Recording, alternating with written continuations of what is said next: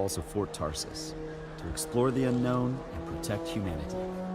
Let's join 2 players as they head out on an expedition. Hey, Paul.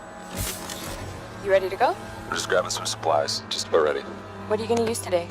I decided to go with the Colossus. I'm gonna use my Ranger. Try out some new upgrades.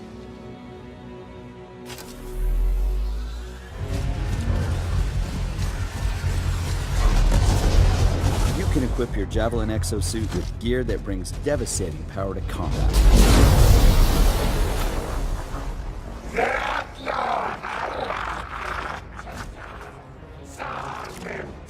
Oh, there are a lot of scars down there. Oh, the scars have a heavy. I have time to use that mortar. Yeah,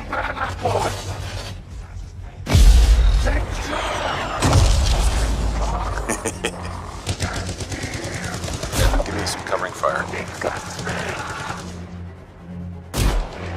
There's a bunch more coming in. Okay, I'll get this round.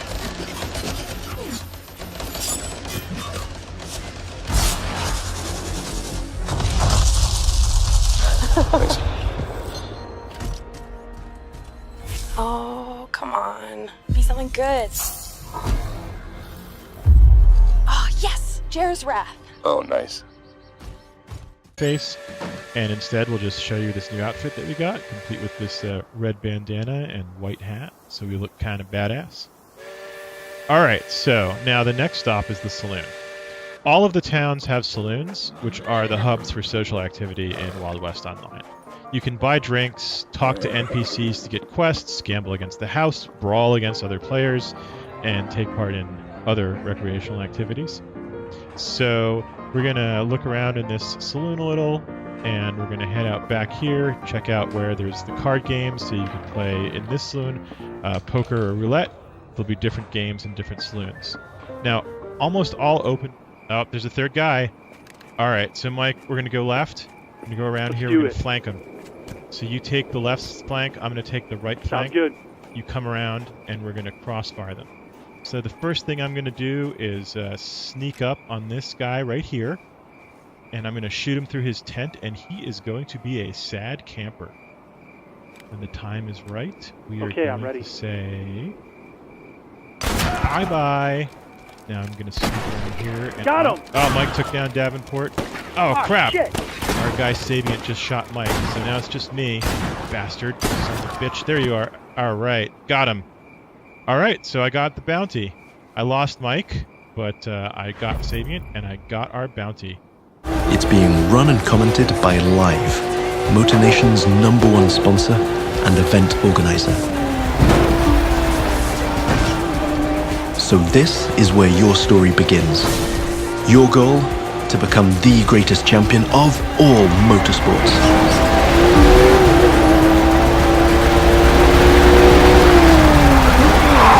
Perspectives the Crew 2 has to offer using only one button. From the top of buildings to the bustling city streets below or the busy waterways, the whole of the USA is ready for you to explore.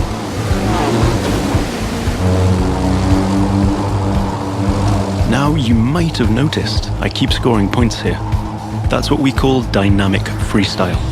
Every stunt and feat achieved anywhere in the open world will contribute to your overall progression in the game. Doing aerobatics tricks, car and bike stunts, or just speeding up on your boat, literally anything you can show off will get you closer to becoming a renowned champion of Motor Nation. Now it's time Not the one I want. Fishing. So yeah, so like this is a good example. Here's an outpost, and if you played Far Cry 3 or Far Cry 4, you know this, and in Primal you know this very well, the sort of the situation that you're in. But we've kind of made it so it's very much alive. And then what's really nice about this is that you're going to be able to go in and have the play style you want. So there's opportunities. Whenever we build an outpost or we build elements of the game, we really think about freedom, opportunity, and surprise. Right? The freedom to be able to attack this outpost the way you want. All kinds of opportunities, different guns, different weapons, different ways of aggressing the situation. And then the surprise that it may not always go the way you think, and we'll just see as it happens. That is literally every time I try and play something stealthy or strategically, it goes to hell immediately. Immediately. Yeah, but he's doing pretty well here so far. Taking him out one nice shot. Oh, is this a silenced weapon? Yes, so they don't know. Yes. Little do they know that they are under attack. Correct. Oh, you know what? I remember what I was going to ask you is, does our protagonist have like a name identity? Is it a kind of a nameless protagonist? Well, how have you guys what we've been approached trying to do storytelling? is moving towards something that's really lean, right? What I don't like is when I'm playing a game and the game doesn't communicate what my emotions are or my feelings are. So in this case, we've got. I'm just watching. Brutal. Just watching it happen.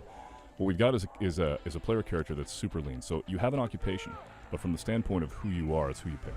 Right. Absolutely. All right, so now they know. Now things are escalating. Now it's on. Escalating quickly. Yep. Tension's rising. I don't know if in this footage we're going to see our protagonist. Just to give you a feeling of scale, that ship is about 20 meters long, and the other one, the mothership, is about 400 meters long. I'm going to go close to it so that you can see the size. So when we have large spaceships like that, the good thing, the interesting thing is that they are a real level of gameplay. You can go inside. We have interiors for those big ingredients. Something interesting about the scale and the feeling of scale. So I'm going to land on the top of the statue and you will realize how big it is.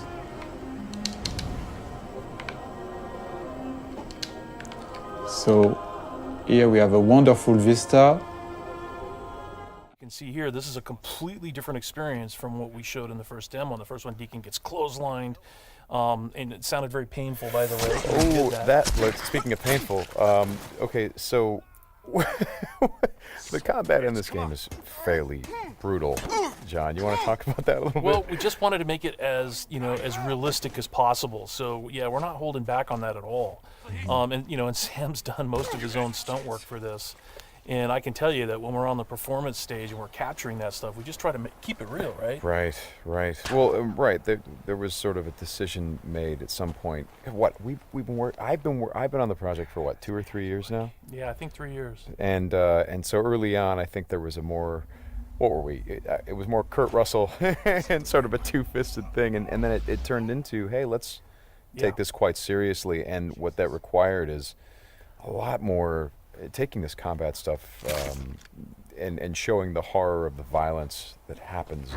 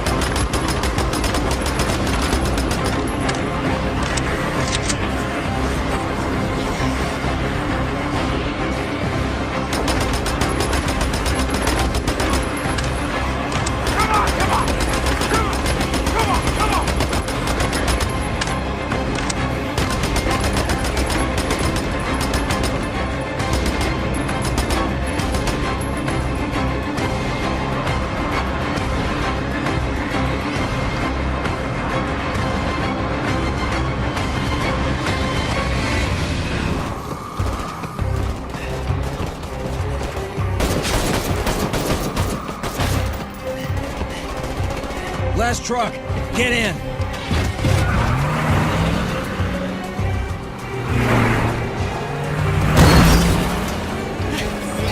Want some of this? How about you?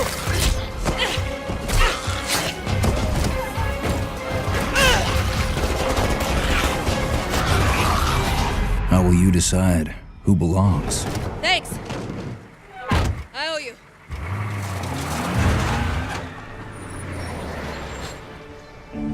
How will you choose a place to call home?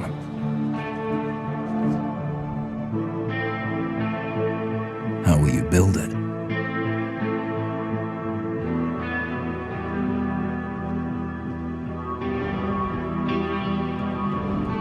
Work together to defend it. From the recording on location here. Super excited to be seeing Shadow of the Colossus. You can see already that this game just looks absolutely stunning. Such an upgrade from the PS2 version and the more recent PS3 version. Marco, I'd like to start by talking to you just about the project and kind of how far the company has come. What's it like now working on this massive overhaul, this new version rebuilt from the ground up for PS4? It's a great opportunity. We're finally, over the different projects we've done over the years, finally grown to the point where we can finally take a project of this kind of scope on and actually do it justice. So it's really great. Cool. And I should mention that we have our pal Russell here sitting on the floor next to us. He can't be seen on the camera, but sorry, Randall. Yeah, Randall is here. He's playing the game for us. He's piloting. Whatever you call me is fine, just don't call me Shirley. Don't call you Shirley. Look, I've had one day to get everybody's names straight. I'm working on it. Randall is here and he's driving. He is the producer on the project. It's done to the player package too, to get rid of pops and harsh transitions between animation and motions. Yeah. How tempting was it to go in and further simplify the controls or add more modern niceties like being able to move around while aiming the bow and things like that? So, any of the changes you pretty much just listed would be changes that would dramatically affect the way the game played. Our intent was never to change the way the game played. We didn't want to affect the difficulty of the game. Ideas such as removing a grip meter or allowing you to aim while move while aiming the bow, to us would have been, like, those were actually items specifically we discussed, but there were items that we discounted because they would just change the way you play the game too much, and we didn't want to affect original players of the game. Please, this is crazy! This isn't you! You don't know me! From a visual point of view, what's really cool about him is that he's got this really cool negative effect where he becomes negative. And then that is connected to his powers. He's able to bring out someone's dark side. And then he can also, in our game, he can do these blasts of his negative energy. You're gonna see, swords or guns or even whips imbue with this negative power. And when it comes to Mr. Negative himself, those powers just amplified even more. Everything you care about will be destroyed. The people will beg you for help, but you won't be able to save them. Stop! One of the first days when we were making the game, we were all sitting around talking about how we grew up with Spider-Man, and we all realized that when we were 9 years old, we all had Spider-Man underoos. Like, Spider-Man was our guy, and we never lost that love for him. Now it's fans making the game for other Spider-Man fans, and we believe in that power and responsibility. Our game is really going to put you in the shoes of Peter. We want to deliver on the fantasy of Spider-Man, and to do that, we have to take advantage of all his rich backstory, his supporting cast, his friends, his foes. We're going to see characters we know and love in different ways. So this is like a whole new world for Spider-Man, and it's really cool.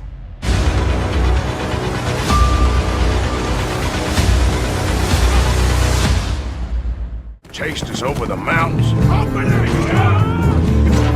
We'll need an extra gun. This place ain't no such thing as civilized.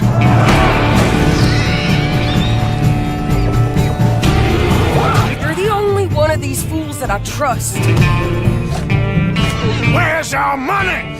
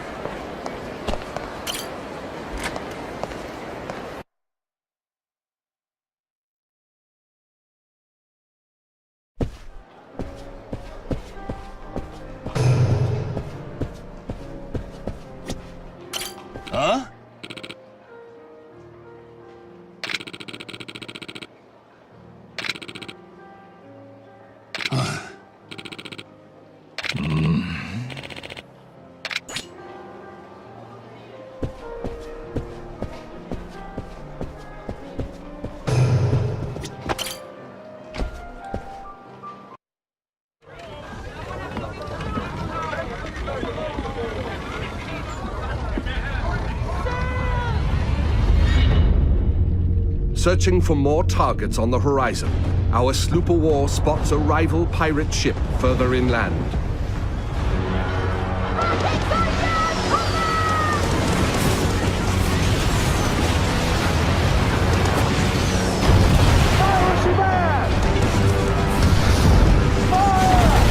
With its heavily reinforced hull, our frigate swoops in to save the day, bearing the brunt of the damage.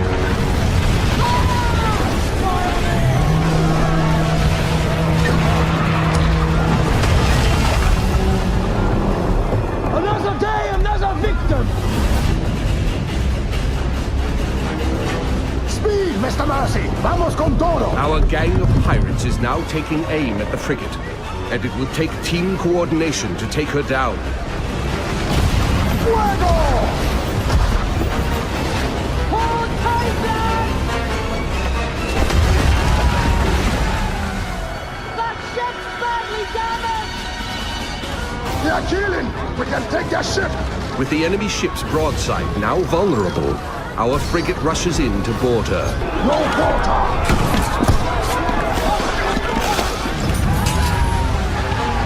Taste of blackened silver! Fancy snorting some fish, Piss!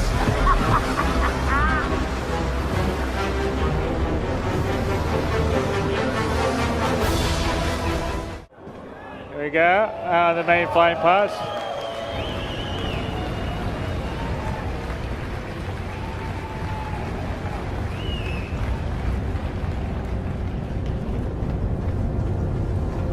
So, yeah, very Blade Runner-esque we got going.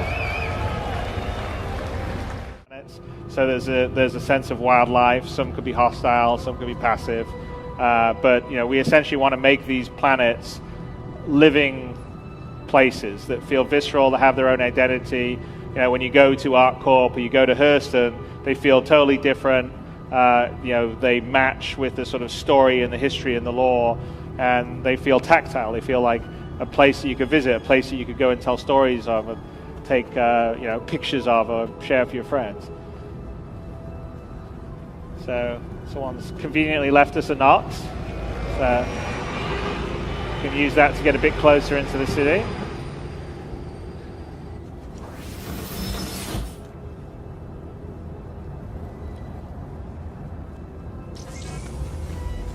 Systems activating. Systems on.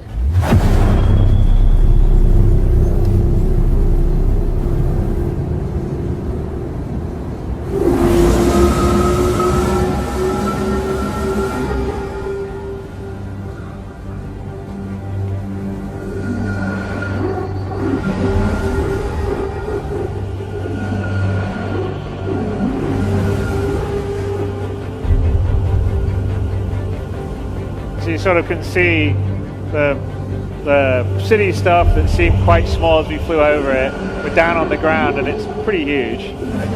Oh, all right, let's see if...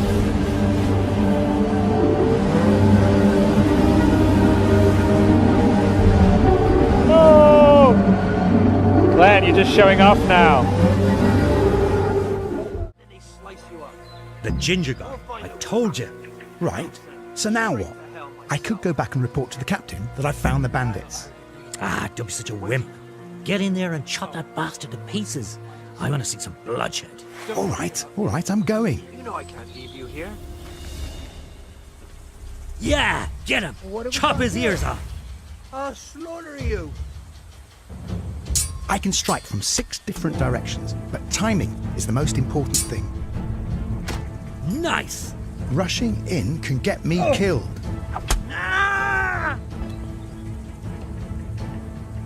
With timed blocks, I can outsmart the opponent and wear him down. What are you waiting for? Finish him off. Don't worry, I got him. Put him out of his misery. That's more like it. About time. I didn't think you had it in you.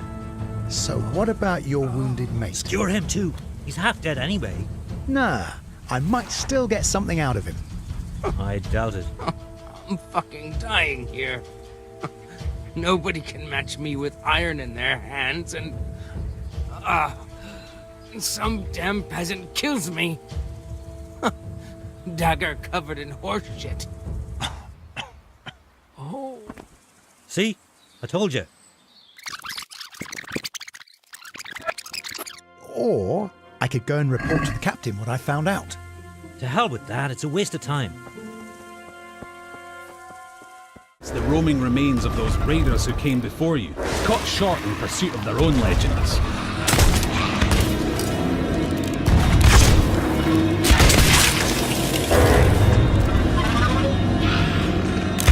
An afterlife of fighting and troublemaking until all your bits fall off. It's what they would have wanted. Now, make sure your crewmates all have a part to play. Yep, that works. And look, he brought the riddle map. Seek the cursed boar shrine where there is no sky. It lies in wait for a light held high. Right, well that's got to be around here somewhere. But light work. Little lantern joke there. You're welcome. Anyway, step 11 paces northwest through the gloom. Dig my chest from its tomb. And with that, we're one step closer to payday. Then again, some of the loot in these parts has lain undisturbed for a long, long time. That has to be the spot. You can practically taste the treasure. Good call on the double-duty shovel work too. That storm outside was nipping at your heels.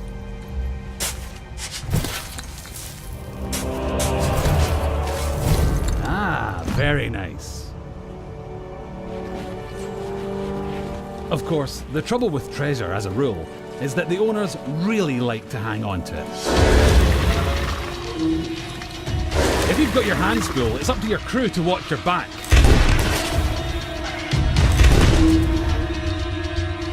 And while they're doing that, it's time for another strategic withdrawal with the loot.